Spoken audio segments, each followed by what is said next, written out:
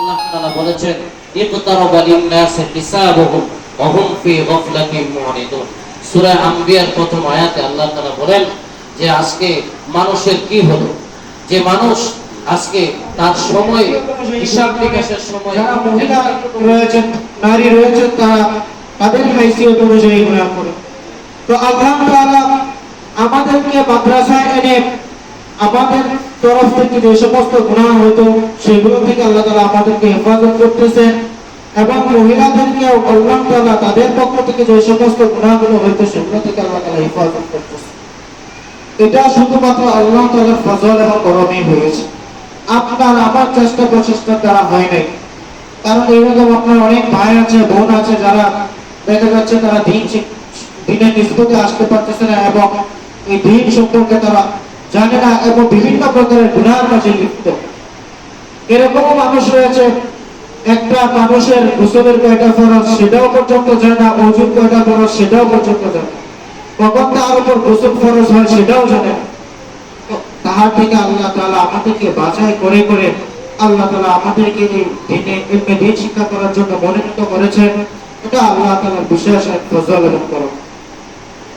দেখেন, আমরা মহিলা মাদ্রাসায় এসেছি না, এই মহিলাদের ইসলামের শুরু লগ্ন থেকে মহিলাদেরকে এরকম তারা দ্বীনের প্রতি তাদের অনেক অবদান রয়েছে।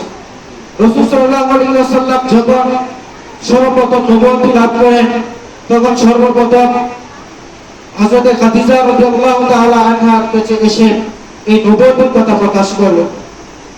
আয়েশা বলতেছেন রাসূল সাল্লাল্লাহু আলাইহি ওয়াসাল্লাম জাম্মিলুনি, যে খাদিজা তুমি আমাকে একটি কম্বল দ্বারা, একটি বস্ত্র দ্বারা আবৃত করো, কারণ আজকে আমি এমন এক জিনিস অনুধাবন করেছি যা ইতিপূর্বে অনুধাবন করিনি।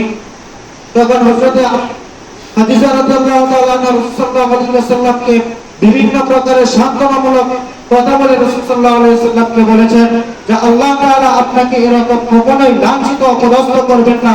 আল্লাহ তাআলা আপনাকে মনোনীত করেছেন, আল্লাহ তাআলা নির্বাচন করেছেন, বিধায় আল্লাহ তাআলা আপনাকে এরকম সম্মান দিয়েছেন। তো রাসূল সাল্লাল্লাহু আলাইহি ওয়াসাল্লামের ওই সময় একটা সাহসের দরকার ছিল, যেটা সর্বপ্রথম একজন নারী হযরত খাদিজা রাদিয়াল্লাহু তাআলা আনহা এর পক্ষ থেকে এসেছিলেন এবং রাসূল সাল্লাল্লাহু আলাইহি ওয়াসাল্লামকে ওনার যে সমস্ত সম্পদ ছিল সব কিছু রাসূল সাল্লাল্লাহু আলাইহি ওয়াসাল্লামের কাছে অর্পণ করেছেন, যে আপনি আপনার দ্বীনের জীবন নামক যে সময়টা, এটা বৎসরে 360টি ঈদ, 360টি জীবন নামক প্রাচীরের মধ্যে রয়েছে।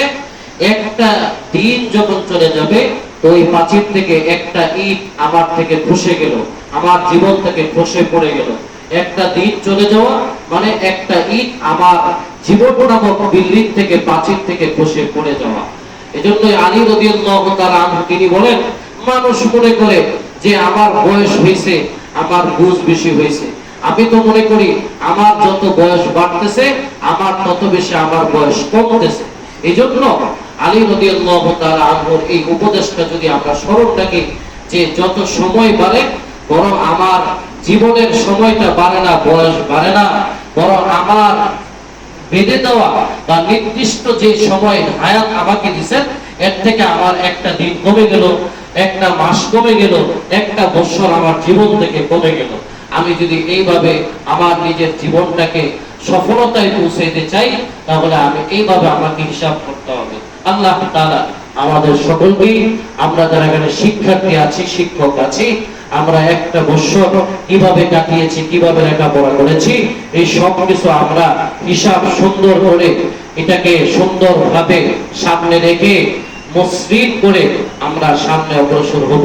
আল্লাহ তাআলা আমাদের সকলকে সামনে একটি বছর যেন আমরা সুন্দরভাবে কাটাইতে পারি, দর্শের মধ্যে, আমলের মধ্যে যেন কাটাইতে পারি। আল্লাহ তাআলা যেন আমাদেরকে তৌফিক দান করেন।